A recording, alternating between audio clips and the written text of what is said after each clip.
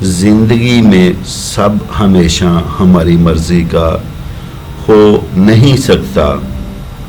یقیناً غور کیا جائے تو یہ بھی نظر آنے لگتا ہے کہ الحمدللہ بہت سی باتیں ویسے ہو جاتی ہیں جیسا ہم چاہتے ہیں، تو پھر غم کو حاوی کیوں آنے دیں؟ یہ دنیا ہے، اسے ہمت بلند ارادے سے اور اعلیٰ اخلاق سے گزارا جاتا ہے۔ اگر کوئی تکلیف دل کو اداس اور ذہن کو سوچنے سمجھنے سے دور کر رہی ہے تو کسی سمجھدار انسان سے بات کیجئے، وہ جو آپ کی بات سن کر آپ کو وہ مشورہ دے سکے جو جذبات سے زیادہ درست عقل کے ساتھ ہو، جس بات میں حکمت ہو، جو بات آپ کو رب سے جوڑ بھی دے اور زندگی میں مضبوط انسان بھی بننے میں مدد دے۔ تو ویورز، اسی طرح خوش رہنے کا فن ہے۔ کون خوش نہیں رہنا چاہتا، لیکن خوش رہنے کے فن سے نا آشنا ہونے کی وجہ سے لوگ خوشیاں نہیں سمیٹ پاتے۔ خلیل جبران کہتا ہے کہ ہر حال میں خوش رہا جا سکتا ہے، اور اگر تم نے ہر حال میں خوش رہنے کا فن سیکھ لیا تو یقین کر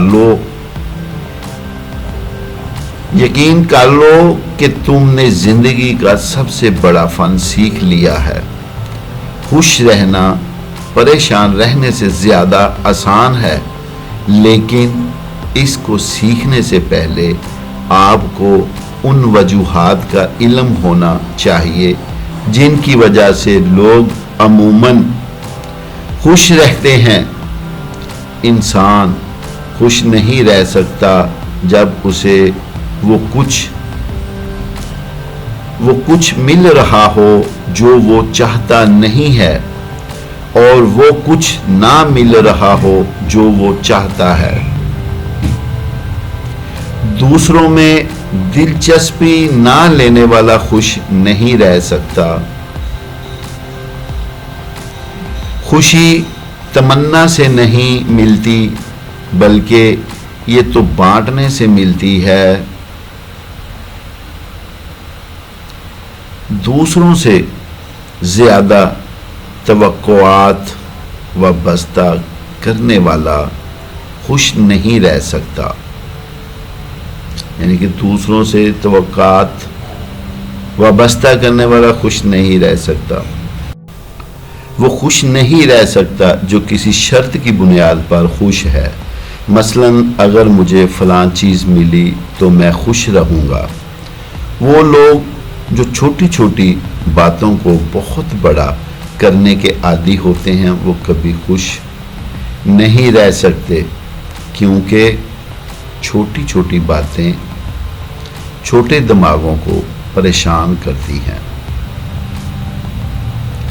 تو ویورز، آخر میں دعا ہے کہ اللہ پاک ہمیں اچھی اچھی باتوں پر عمل کرنے کی توفیق عطا فرمائے، اور جو دوست ہمارے چینل کو سبسکرائب کر کے ہمارے ساتھ جڑ گئے ہیں، اللہ تعالیٰ ان پر اپنی کروڑوں ڈیروں رحمتیں برکتیں نازل فرمائے۔ اور ویورز، خوش رہیں، خوشیاں بانٹیں۔ بہت شکریہ۔